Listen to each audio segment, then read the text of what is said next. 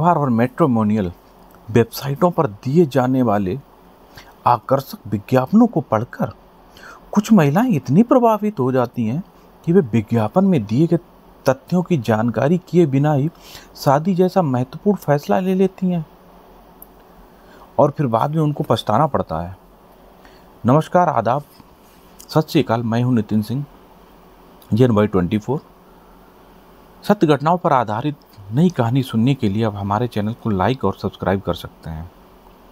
तो बात करते हैं उत्तर प्रदेश के कानपुर जिले के गीता नगर की रहने वाली अनुष्का काफ़ी शिक्षित परिवार से और खुद भी काफ़ी पढ़ी लिखी और उसकी शिक्षा भी अच्छे कॉलेज से हुई थी। अनुष्का पढ़ाई करते करते अब शादी लायक हो चुकी थी। उसके माँ बाप उसकी शादी अपनी हैसियत के बराबर परिवार में कर देते हैं। शादी के बाद अनुष्का अपने मायके चली जाती है और कहते हैं कि शादी के बाद लड़की के नया जीवन में शुरुआत अपने पति के संग होती है और लड़की पति के घर के मुताबिक ही खुद को अपना ढाल लेती है। ठीक अनुष्का ने भी अपने संस्कार के मुताबिक सास ससुर के मुताबिक खुद को ढाल लिया था। वह अपने गृहस्थ जीवन में खुश थी, लेकिन उसकी यह खुशी ज़्यादा दिन नहीं टिक सकी। उसके पति से अनुष्का के मतभेद हो गए थे। धीरे धीरे मतभेद इतने बढ़ते चले गए कि अनुष्का का ससुराल में रहना बहुत मुश्किल हो चुका था। अचानक से एक दिन ससुराल छोड़कर वो अपने मायके आ जाती है। उसके माँ बाप ये सब देखते हैं तो उनको बहुत दुख होता है। उसके माँ बाप अनुष्का के पति को अपने घर बुलाते हैं और दोनों को बिठा के बहुत समझाते हैं। समझाने के बाद अनुष्का को उसके पति के साथ उसके घर भेज देते हैं। अच्छा, घर भेजने के बाद अनुष्का 3-4 महीने अच्छे से रहती है, लेकिन फिर अचानक से उसके मतभेद शुरू हो जाते हैं। मतभेद इतने बढ़ जाते हैं कि आखिर में उन दोनों का तलाक हो जाता है। जब दोनों का तलाक हो जाता है तो अनुष्का की एक बेटी भी थी। तलाक के बाद अनुष्का अपने मायके में ही रहने लगी। अनुष्का पढ़ी लिखी थी, इसलिए उसने अपने पैरों पर खड़े होने की सोची। उसने अब तय कर लिया था कि वह आत्मनिर्भर बन अपनी बेटी को अच्छी तालीम दिलाएगी।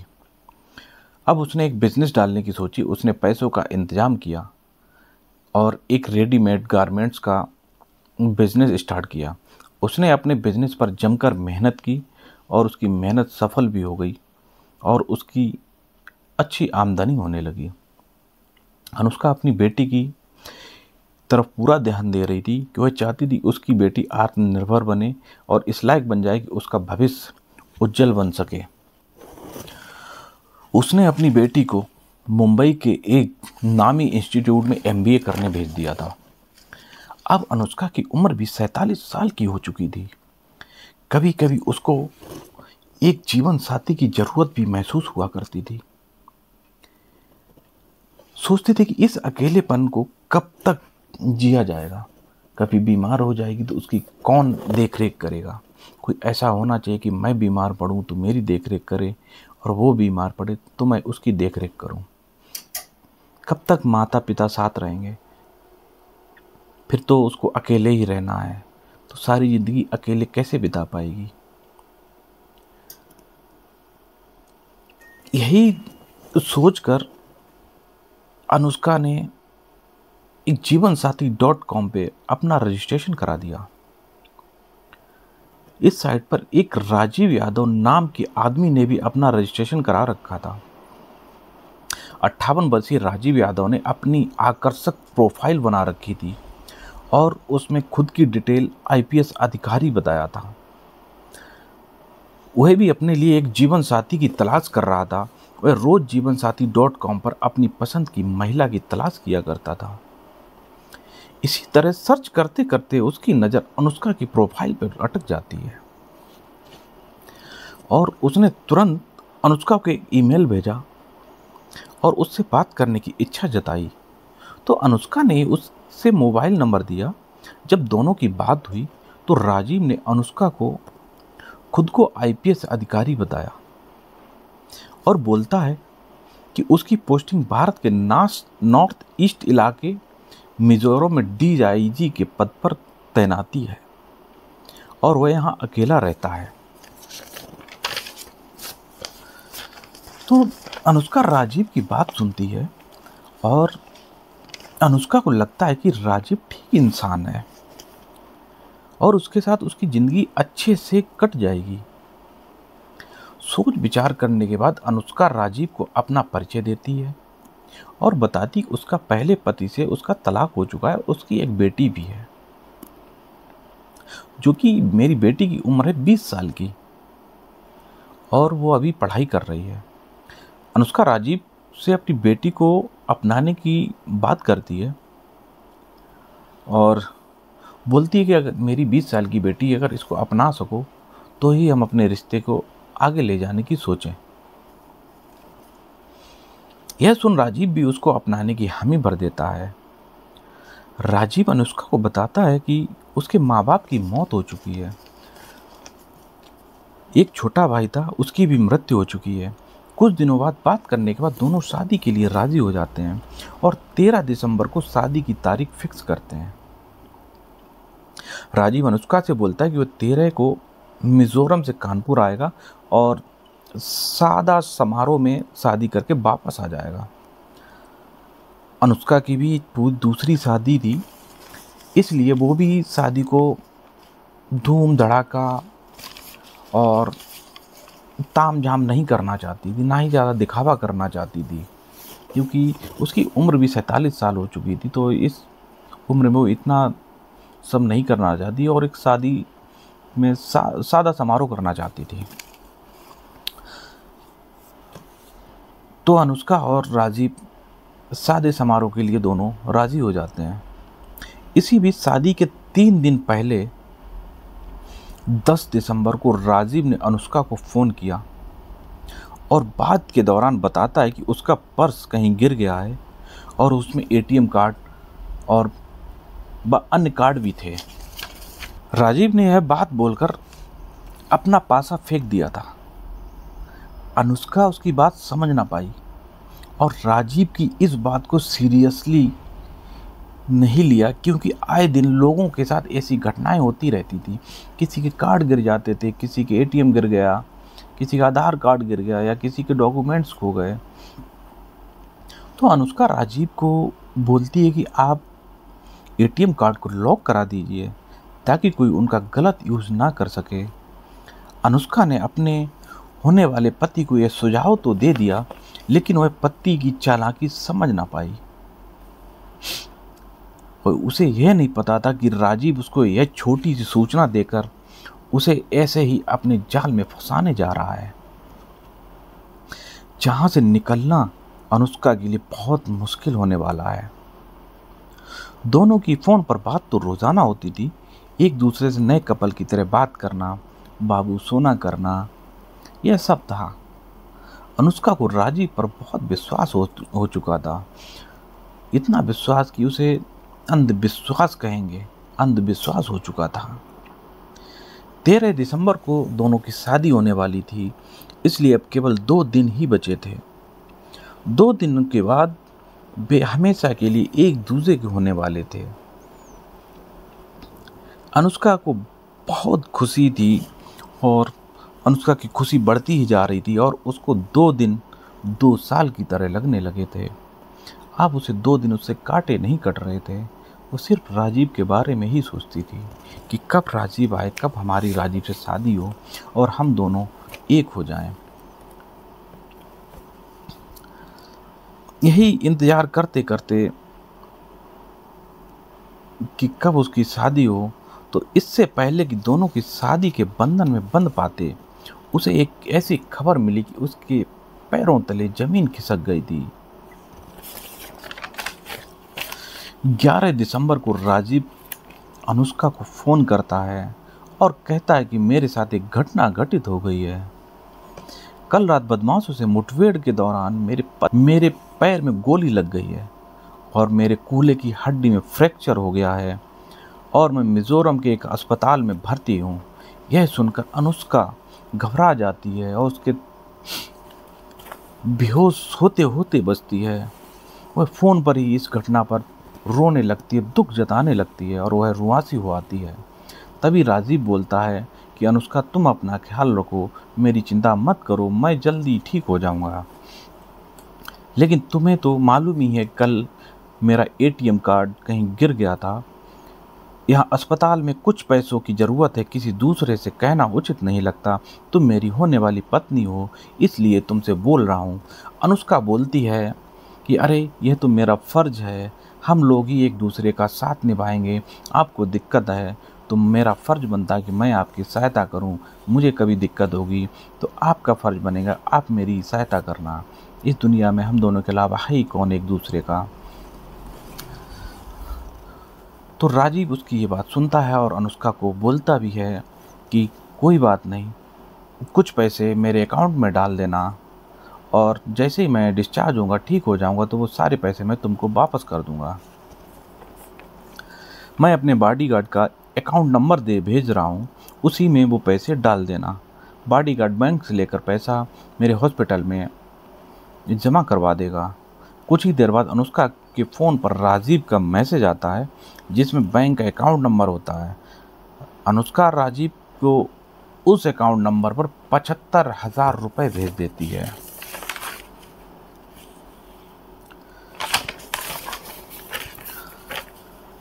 अनुष्का राजीव के जल्द स्वस्थ होने की प्रार्थना करने लगती है, क्योंकि वह राजीव को अपना पति मानने लगी थी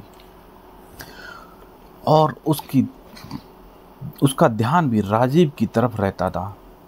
वह दिन में कई कई बार राजीव को फ़ोन किया करती थी। 19 दिसंबर को राजीव अनुष्का को फ़ोन करके बोलता है कि मेरी हालत ठीक नहीं है, इस वजह से हमें चेन्नई के अपोलो हॉस्पिटल ले जाया जाएगा, जहां उसके ऑपरेशन पर मोटा खर्च होने की संभावना है।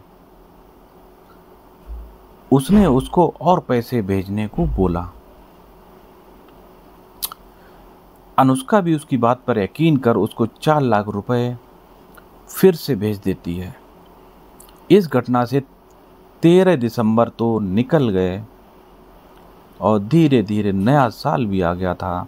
अनुष्का मन तो करती थी कि एक बार जाके राजीव से मिल ले और उसको हॉस्पिटल में जाके देख ले, लेकिन अपने बिजनेस और अन्य कारणों की वजह से वह जा नहीं पाती थी। वह फ़ोन पर उससे बराबर संपर्क में रहती थी, उसको डेली फ़ोन किया करती थी और अनुष्का को भी राजीव डेली फ़ोन किया करता था। ऊपर से अनुष्का ने राजीव को बोल दिया था कि इलाज की चिंता ना करे, जितना भी संभव हो सकेगा वह उसकी मदद करेगी। राजीव को अब पूरा भरोसा हो चुका था कि अनुष्का उसकी अब भरपूर मदद करेगी। एक दिन राजीव ने अनुष्का से कहा कि डॉक्टर बोल रहे थे कि इलाज लंबा चलेगा, जिसमें और पैसों की ज़रूरत पड़ सकती है। तुम ज़रूरत के मुताबिक मुझे पैसे देते रहना, ठीक होने पर मैं तुम्हारे सारे पैसे तुमको वापस कर दूंगा। तभी अनुष्का बोलती कि आप पैसों की चिंता ना करें, बस आप अपना ख्याल रखें। राजीव अनुष्का को बोलता है कि एक अजय सिंह यादव जो यहीं पर डीआईजी हैं, मैं उनका आईसीआईसीआई का नंबर दे रहा हूँ, उसी पर पैसे डाल देना और पैसे डालने के बाद हमको फ़ोन ज़रूर कर देना। राजीव अपनी चाल पे चाल चलता रहा। इसी तरह 12 दिसंबर 2023 से 7 फरवरी 2024 तक अनुष्का अलग अलग बैंक खातों में राजीव यादव को करीब 24.5 लाख रुपए डाल चुकी थी। इस बीच राजीव फिर से अनुष्का को बोलता है कि उसका ब्लड प्रेशर लगातार बढ़ता जा रहा है और कूल्हे का ऑपरेशन करने के लिए चेन्नई से हैदराबाद के अपोलो हॉस्पिटल भेजा जाएगा। राजीव की हालत दिन पर दिन बिगड़ती देख अनुष्का घबरा जाती है और परेशान रहने लगती है कि अब क्या करूं। अब उसने राजीव को अस्पताल देखने का प्लान बना लिया था। सोच रही थी पता नहीं राजीव को कब क्या हो जाए और उसको बेचारी देख भी ना पाए। 21 फरवरी को हैदराबाद के अपोलो हॉस्पिटल पहुंच जाती है। अस्पताल पहुंचने पर उसने पूछताछ की। तो फिर उसको जो सूचना मिलती है उसे सुनकर उसके होश उड़ जाते हैं, उसके पैरों तले से ज़मीन खिसक जाती है। वहाँ हॉस्पिटल में उसको बताते हैं कि राजीव नाम का कोई भी आईपीएस अधिकारी हमारे यहाँ भर्ती नहीं है। वह सोचती है कि यहाँ नहीं तो कहाँ भर्ती है, ऐसा तो नहीं कहीं दूसरे हॉस्पिटल में उन्हें शिफ्ट कर दिया गया हो। राजीव को फ़ोन मिलाती है। फ़ोन मिलाने पर राजीव का फ़ोन बंद जा रहा होता है। कई बार वो राजीव को फ़ोन ट्राई करती है, लेकिन उसका फ़ोन बंद होने के कारण वो निराश हो जाती है। निराश होकर वो अपने घर वापस आ जाती है। जब वो घर आ जाती है तो फिर एक बार राजीव को वो फ़ोन मिलाती है, तो इस बार राजीव का फ़ोन मिल जाता है। जब फ़ोन मिल जाता है तो अनुष्का राजीव से सवाल करती है कि मैं हॉस्पिटल गई थी, आप कहाँ थे?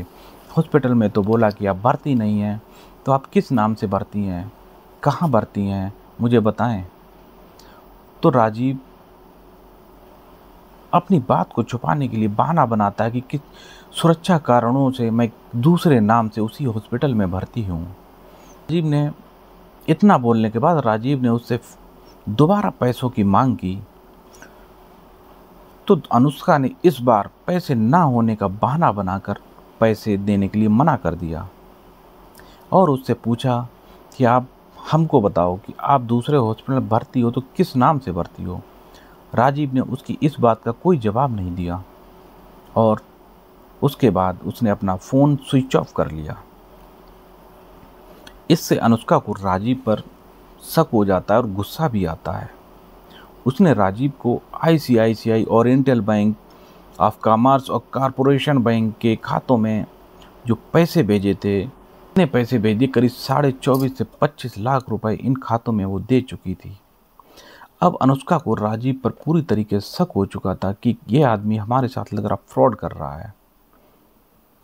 अनुष्का ने अब अपने स्तर से जांच करना शुरू किया और पता लगाने में जुट गई कि यह खाते किन नामों पर हैं। अनुष्का जब जांच करती है तो जांच में पता चलता है कि आईसीआईसीआई बैंक और ओरिएंटल बैंक ऑफ कॉमर्स के खाते अजय सिंह यादव के नाम थे, जो ग्रेटर कैलाश पार्ट 2 दिल्ली का रहने वाला था। जिस वोडाफोन मोबाइल से बात करता था वह भी अमित चौहान के नाम पर था, मतलब राजीव यादव नाम से कुछ था ही नहीं। इस बीच 26 फरवरी को राजीव ने अनुष्का को फिर फ़ोन किया और बताया कि वह अस्पताल से डिस्चार्ज हो रहा है और अस्पताल का कुछ बिल बाकी है जिसको चुकाना है। अनुष्का को राजीव पर शक हो चुका था। उसकी बात सुनकर उसने कॉल रिकॉर्ड करना शुरू कर दिया और मजबूरी बताते हुए पैसे देने से मना कर दिया। अब पैसे ना मिलने की बात सुनकर राजीव ने अपना फ़ोन बंद कर दिया था और इसके बाद राजीव ने अपना फ़ोन दोबारा ऑन नहीं किया। अब शादी में फंसकर अनुष्का राजीव को करीब 24.5 लाख रुपए दे चुकी थी। ऊपर से पैसे ना मिलने की बात पर राजीव ने अपना फ़ोन भी बंद कर लिया था। अब अनुष्का समझ चुकी थी कि उसके साथ कोई बहुत बड़ा फ्रॉड हो चुका है।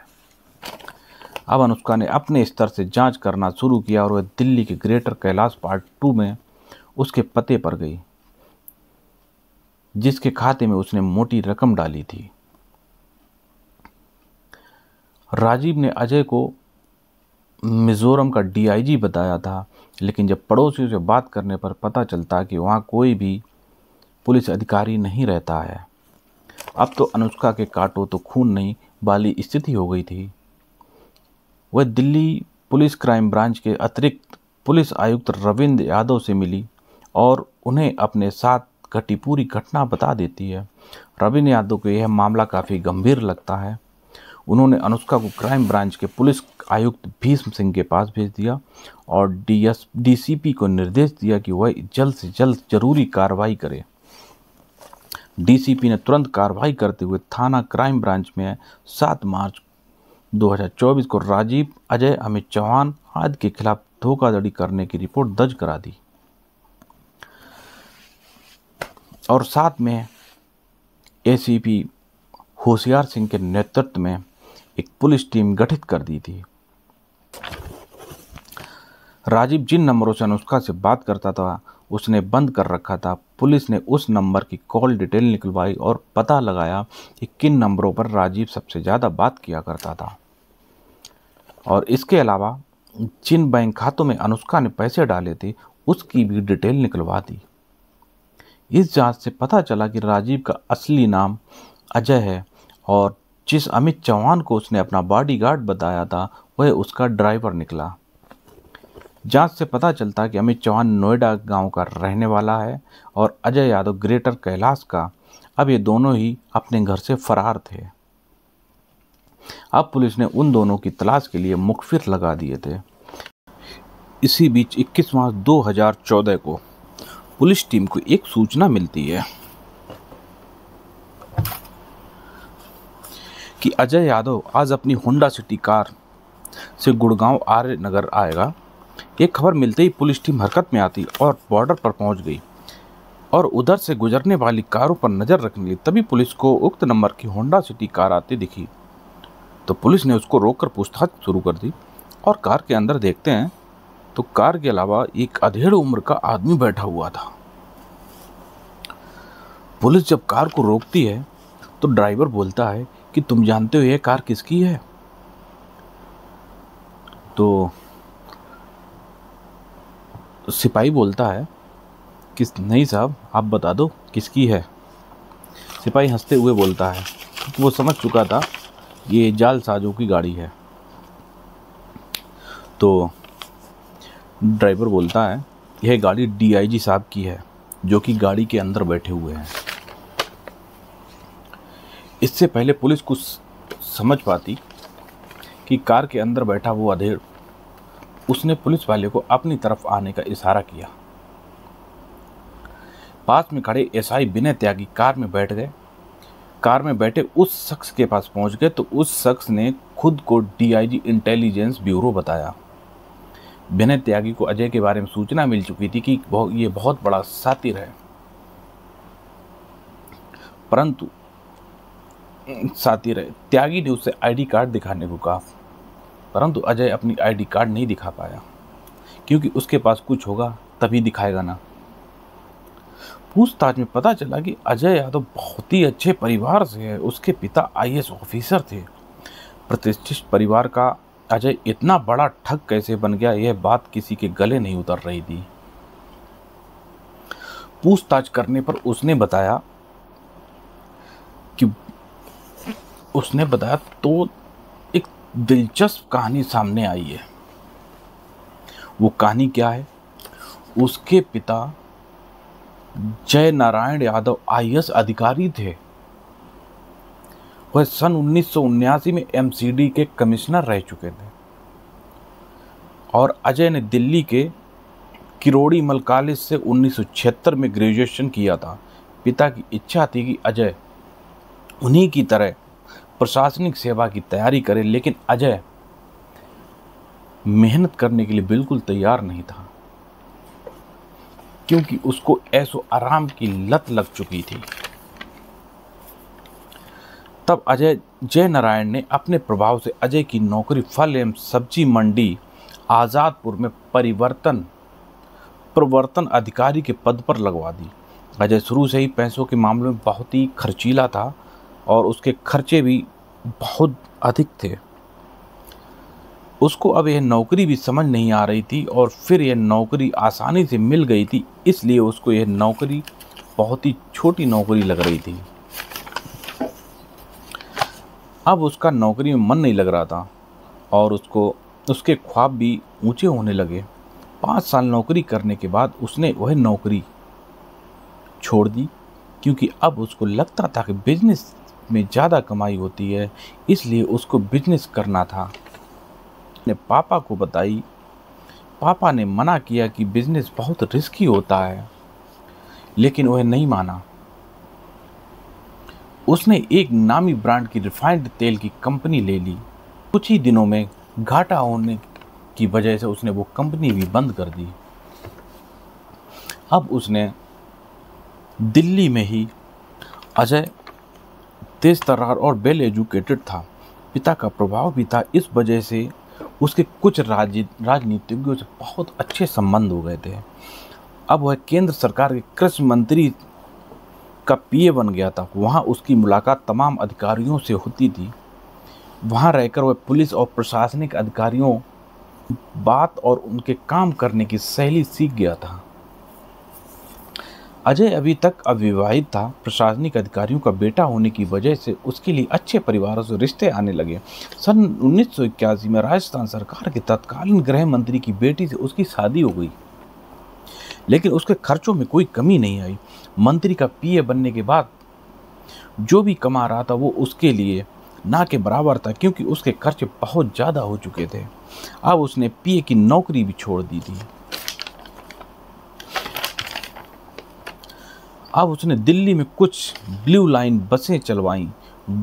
बसों से उसे जो आमदनी होती थी उससे ज़्यादा खर्चे, ऊपर से बसों का मेंटेनेंस उसके इतने मोटे खर्चे थे, लिहाजा उसने बसें भी बेच दी। 1990 में देहरादून में होटल खोला। उसके बाद उसमें भी उसको घाटा हुआ। घाटा होने की वजह से उसने होटल भी बंद कर दिया था। अब अजय बिल्कुल पूरी तरीके से बेरोजगार हो चुका था और उसे पैसों की तंगी भी हो गई थी। तभी उसके दिमाग में एक खुराफात सूझती है और अब उसके दिमाग में उच्च परिवार की तलाकशुदा ऐसी महिलाओं को ठगने का आइडिया आया जो फिर से शादी करना चाहती हों।